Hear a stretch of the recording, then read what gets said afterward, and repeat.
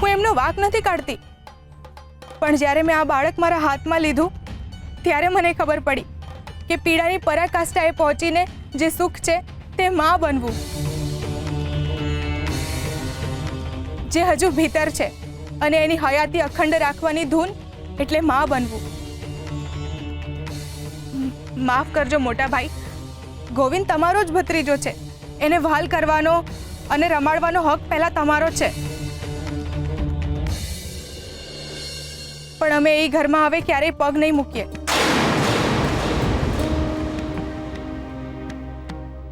હું બધું સમજુ છું તુલસી બહુ, પણ એક નાનકડું બાળક છે, એને તમે આમ ચોરા ઉપર રાખશો? અરે તમે ક્યાં જશો? ગોરા તું તો વિચાર કર, તમે શું ખાશો?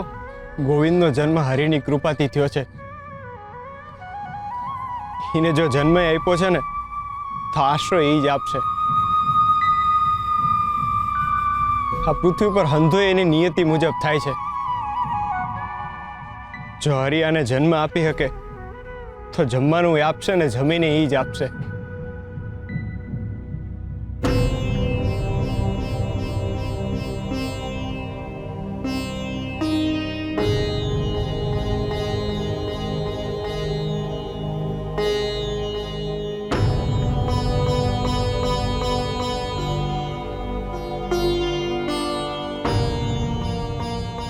હરે કૃષ્ણ હરે કૃષ્ણ.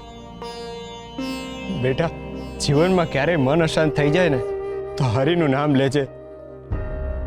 હરિ હંતુય સારું કરશે.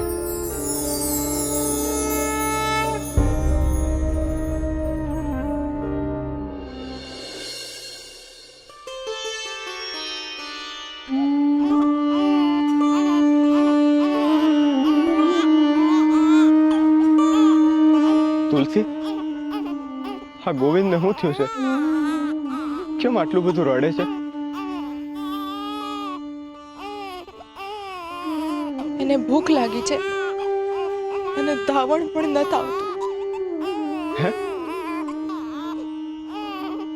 એના પેટમાં તો બચારાને લાય બળતી હશે. હવે આપણે શું ખવડાવશું? કેમ આમ થાય છે તુલસી? મારું પેટ જ ખાલી છે તો આવું જ થવાનું.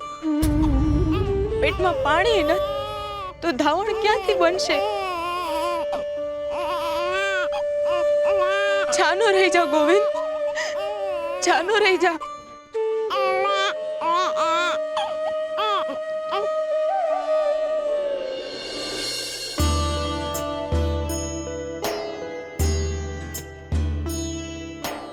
હે હરી, ખાક મારક બતાડ. ભાઈબંધ, હું શું કરું? ગોવિંદ રડે છે ને મારાથી જોવાતું નથી. મારું મન વિચલિત થઈ જાય છે. તમે તો અન્નદાતા છો, એની ભૂખ ભાંગવાનો રસ્તો દેખાડો કોઈ. ભગત, આમાં હરીને વચ્ચે ના લાવશો. આ રસ્તો હવે તમારે જાતે જ શોધવો પડશે.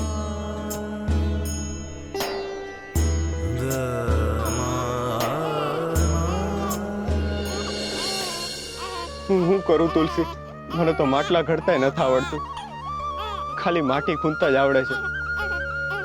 એ હવે મોટા ભાગના કુંભાર પોતાની જાતે કરી લે છે. તો હું મારા ગોવિંદની ભૂખ સંતોષવા હું શું કરી શકું? જો મનથી શોધીએ ને તો ખોવાયેલું પણ મળી જાય છે. તમે આમ બેસી રહેશો તો કાંઈ નહીં થાય. તમને યાદ છે થોડા દિવસ પહેલા મેં જીદ કરી હતી કે તમે તમારી મહેનતનું લાવશો તો જ હું જમીશ, તો જ હું ખાઈશ.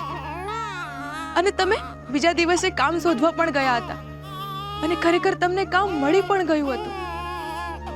હરી પર ભરોસો રાખો, મન મક્કમ કરી લો. તમે માટલા ઘડતા શીખી જશો. તુલસી, તમે સમજી નથી રહ્યા. બાપાએ બાળપણમાં માટલા ઘડતા શીખવાડવાના ખૂબ પ્રયત્નો કર્યા, પણ મારું મન માધવમાંથી માટલા તરફ વળ્યું જ નહીં. એ પ્રયત્નો તમારા બાપાએ કર્યા હતા. તમે હવે એક દીકરાના બાપ બની ગયા છો. એ મનમાં રાખીને પ્રયત્ન કરશો તો કદાચ તમે શીખી જશો.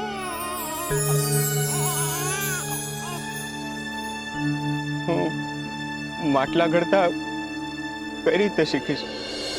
બોલો ને ભાઈબંધ. શું? એ જ કે હવે હું માટલા ઘડતા કઈ રીતે શીખું? હા, સમજી ગયો. તમે ત્યાં જઈને મને માટલા ઘડતા શીખવાડશો ને? અરે, હું તને માટલા ઘડતા કેવી રીતે શીખવાડું? મને નથી આવડતું. થોડા દિવસ પહેલા તો મેં માટી પણ તારી પાસે ખૂંદાવી હતી. ભૂલી ગયો? એટલે તમને માટલા ઘડતા નથી આવડતું? મને કેવી રીતે આવડે? અરે ભાઈ, હું તો સીધો સાદો ગોવાળિયો છું. મને તો ગાયો ચરાવતા આવડે.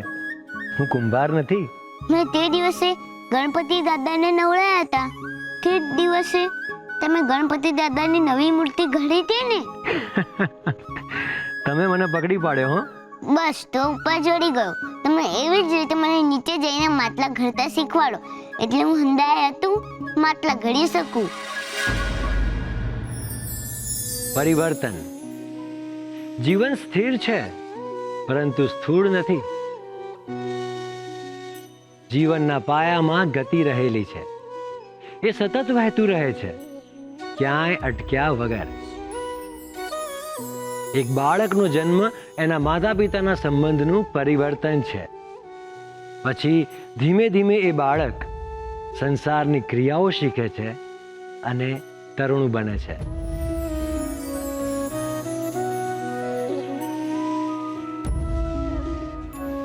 પછી એ જ બાળક યુવાન બને છે અને એ જ વૃદ્ધ બને છે. બીજમાંથી છોડ બને છે અને છોડમાંથી વૃક્ષ બને છે. આ જ પ્રક્રિયા સંસારની છે અને આ જ પરિવર્તનનો ગુણધર્મ. મનુષ્ય જ્યારે બાળકમાંથી યુવાન બને છે ત્યારે ફક્ત શારીરિક વિકાસ નથી થતો, પરંતુ સમજણનો, સમર્પણનો અને સંબંધનો પણ વિકાસ થાય છે. ઉંમર વધતાની સાથે સાથે નિખાલસતાનું સ્થાન શાણપણ લે છે. અને એટલે જ વિકાસ અને પરિવર્તન કંઈક સારું મેળવે છે તો કંઈક સારું ગુમાવે પણ છે. પરંતુ સંસારના એવા લોકો જે પોતાની અંદરના બાળકને જીવાડે પણ છે અને સમજણ અને શિસ્તમાં પોતાની ઉંમરને માન પણ આપે છે, સાચા અર્થમાં એ લોકો જ પરિવર્તનને પામી શકે છે. એટલે જ માણસ મોટું થાય છે ને હારે હારે એનું મન પણ મોટું થવું જોઈએ. પરિવર્તનથી એનું વર્તન પણ બદલાવવું જોઈએ, બગડવું ન જોઈએ. હે ને ભાઈબંધ? હા ભાઈબંધ.